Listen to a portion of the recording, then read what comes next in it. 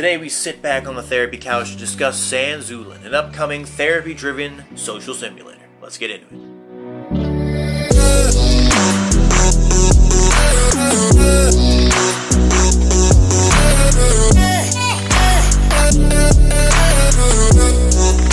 You worked on mobile games prior to this, correct? You worked on one mobile game and some other small stuff here and there. So kind of talk to me about your background in game development, right? So I don't have a professional background in game development. I was originally working in the VFX and animation, and then I dropped out of that industry and I moved to Argentina here in the middle of nowhere where there's nothing of the sort to work with. Mm-hmm. So that's when I started to pick up game development sort of as something to do while I was looking for other kind of work. Then I started making mobile games and smaller games. And then 3 years later now is when I'm starting to try and make it into a bigger game. Mm-hmm. When you talk about making mobile games and then you jump into something like this, the one you're working on right now, there's got to be quite a bit of a learning curve there. Can you kind of walk me through starting where you were with mobile gaming and smaller projects and then moving into this, how big that learning curve was for you? The mobile game was a 3D game like I'm making now, so in that sense it has the same kind of physics, etc. And the graphics side I already knew because of my background in animation.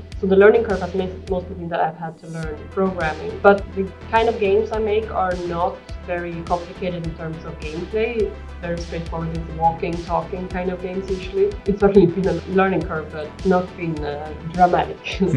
So you're making the game, you making it in Unreal or are you making it in Unity? It's in Unity. Unity, okay. And is that, I'm guessing, where you made your mobile games as well? Yeah, that's okay. That's what I'm comfortable with. Gotcha. For me, the one big thing with this game that kind of drew me to it was the fact that it's a social simulation game. And I would say the market for that, it's not fully saturated yet. You know, there's not a ton of games in that industry right now. So kind of what drew you to that specifically? What kind of pulled you towards a social simulation game, more specifically a game that kind of combines therapy and puzzles, which is a very unique two things to bring together? For me, it's just things that interest me personally. Mm-hmm. Right when I started making this game, Animal Crossing was about to be released. Okay. And I thought about those characters, how it's a really fun, interesting game, but what's lacking is that I feel like you don't really connect with the characters, and I just try to imagine how could you make a world where you are meeting these kind of people every day, but you also get to connect and know them deeper. So that's when I added the psychological aspect to the game. The world itself, is it an open world? Is it relatively large to explore? You said you pulled some inspiration from Animal Crossing itself, so kind of walk me through how that world is set up for you in this game. It's a semi-open world. I would say maybe sandbox more than semi-open, but you have the full island to explore. There will be areas that are restricted that you need to progress to enter, etc. Maybe the scale is more like something like a short hike, something like that. It's not a grand scale world to explore. It's this island and nothing else. So it's really kind of more focused on the story and the narrative more than just kind of the world exploration itself, you would say? Mm-hmm. Okay. Yeah, I would say it's more like maybe a game like Stardew Valley, where there is a small town where you continuously explore the same area over time. Tell me about the game structure itself, because, you know, with a game that centers around therapy, it really fascinates me how you build that structure out. What can you really expect from San Zoolin in terms of the gameplay itself?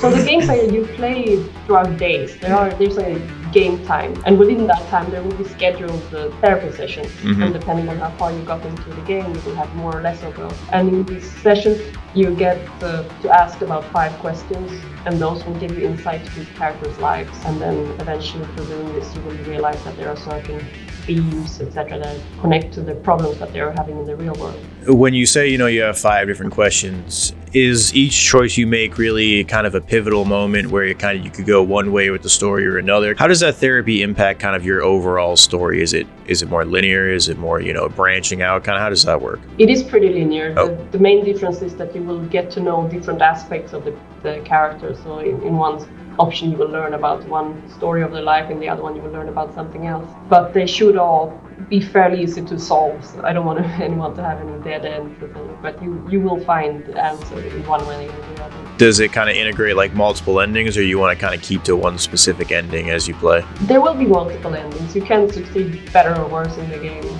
There will not be a dramatic shift in ending, but you can definitely get variety.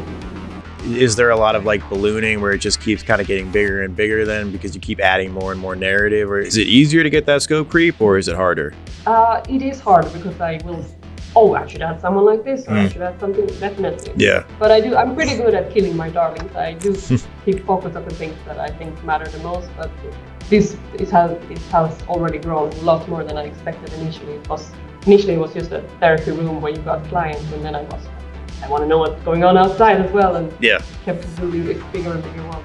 You'd mentioned you pushed the demo back. Is that why you pushed it back? Because you wanted to add the outside aspect to it, where you're kind of able to explore and see what's going on? Yeah, I pushed it back because I felt like I could make a better game now than I was initially planning, and I want to make the demo represent the kind of game I want to make. When you started it now, right, kind of how much, you mentioned you only wanted them to be in the room, and it was, a couple questions and that's it, and you kind of expanded to the outside. So obviously there's a lot of change with that, but outside of that, just kind of how much from when you started to really look at this game and think about how you're going to make it to now, how much did that evolve? It's evolved a lot. I initially had a very different aesthetic to it as well. It was much more creepy looking. It was almost horror game looking in a way, but cutesy horror game maybe. Where I had much more gloom about it. Yeah. But then I changed it drastically to make it look much more fun and appealing, which I think was the right way to go, because it was not looking fun, I think. Well, walk me through the campaign in this game, right? With a narrative approach, how does the campaign progress? How long are you kind of planning on it being? Kind of walk me through all those steps. So I'm planning on having it directed by time and a game time. So according to my calculations now, it should be about 20 hours of gameplay if I get everything together the way I want it. And I'm planning on releasing a demo this year that will be about 30 minutes. And then so that I have the structure of the game and I can continue building on it in the future. So that's the scope at the moment, and it might be that I have to cut it down a bit, but I think I should be able to get there. With this game, with the mini games that are a part of it, kind of walk me through how those are part of the game, how they're part of the therapy, kind of walk me through how they impact the campaign itself. So with the mini games, they are a way of the way to get characters into therapy is that you have to actually approach them and make them trust you. Okay. And the mini games are part of that. For example, there's an arcade game where you have to get the highest score to impress the character enough for them to want to go and see you in therapy. Or there's a character that has the fortune telling. You might have to do the fortune telling enough for her to be able to think that you are a trustworthy person. So that's the role of the mini games, is to impress and get closer to characters. So I have to ask, what if, say, the first run on the mini game you don't do so good, you don't impress them? Is that it for it? You can't really approach them again. Kind of how does that work? No, it's very, very open how you want to play it, and if you don't like a mini game at the moment, you can take a couple of days and then you can come back to it, and it's fine. When I was looking through the different aspects of the game, I noticed there was different items you can collect, things of that nature. Kind of how does that impact the game itself? Yeah, there is a mini version of Poison, I guess you could say, where you can collect certain things, and they work similarly to the mini games. It's puzzles solving, basically, where you have to bring certain things to someone to make them react in certain ways. And is that similar with the therapist notebook? Is that just kind of like your progression as you play through the game, seeing the backstory of these characters, so you can look back and just kind of see them as more of an aesthetic kind of thing? Yeah, the notebook works. It's the note from the therapy session. So if you don't exactly remember what happened, you get to have these are the data points we've discovered so far about this character, to remember things about the character. What is the challenge in just approaching development as a whole? You balancing your time, there's balancing the different aspects of it. You have some background, in the animation side of it, so that's definitely a big deal. But what are the biggest challenges just kind of approaching a project like this? Today, more than ever, it's very saturated with the amount of people that can make games, and doesn't often mean that you also release. At least I know that I have released before, and I know that I can do it. So that is something that's pushing me. But to be visible, to reach out, is very, very difficult. And also there's a lot more pressure to make it good. Even very small indie games that are made by amateurs like myself have a very high pressure on them to be flawless, basically. Gamers are very harsh, and also there's a pressure to keep the prices very, very low, if not free, which is difficult. Yeah. When you want to eat and live. With a narrative game, there's a ton of focus on the characters themselves. So kind of, can you talk to me about some of the different characters you're going to experience? Obviously the character you play as, can you just kind of briefly touch on some of those? The character you play as is Kirk Cat. He's a therapist, and he comes to the island. He's been answering to a paper ad where they say that they need a therapist at the island. And he's invited there by the doctor of the island, an author that has invited him. And then the characters that you will meet in the demo, will be Beatrice Bunny. She's a punk bunny teenager who runs the ice cream stand, and she has a lot of trouble with aggression that she blasts out at people. And there's also the anxious groundhog Gomez, who runs the vegetable store. So he has trouble with keeping his store open at all because he's too anxious to get out. And then there's a Laurel Lemming, who owns a cabin motel, and she is terrified of germs and therefore won't allow anyone to live in her cabin.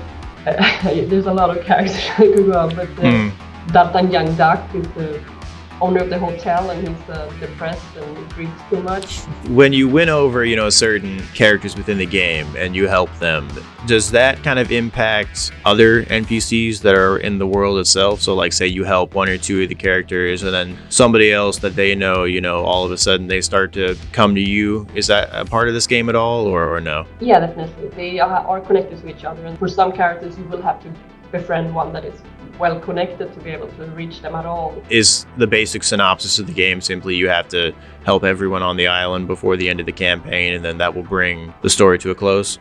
More or less. You don't have to help them all. It's up to you how you want to play it, but I hope that you want to help them.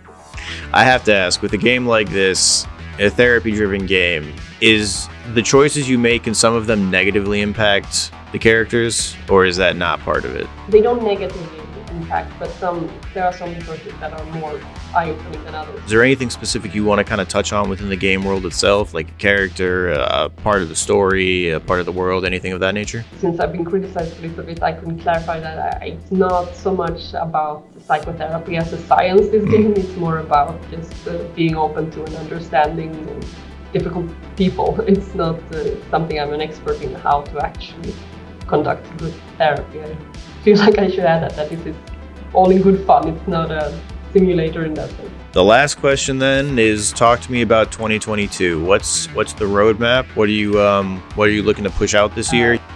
So there will be a fully at least 30-minute demo this year. But that is what I've committed to doing this year, and then I will see what happens. Update the current demo that I have. I have on itch, which was just the first very thing I made the first 2 weeks of the game development, which is very far from where it is now. So I might update that where you actually have some more things to interact with, just to get a feel for what the game will be like. I'm also planning on perhaps starting a Kickstarter to make sure that the project can continue and be finished. Okay. Currently, I only have about an hour a day to work on the game, which is not enough for it to actually progress. And there you have it. That is San Zoolin, a combination of therapy and video games. I'm excited to see what this game has to offer when it releases. And until it does, make sure you go over there, check out Lina's social media, check out the Steam page for this game, and give her all the support in the world. But before you do, why not like, comment, and subscribe? I'm Nick, this is The Side Quest, and I will see you next time.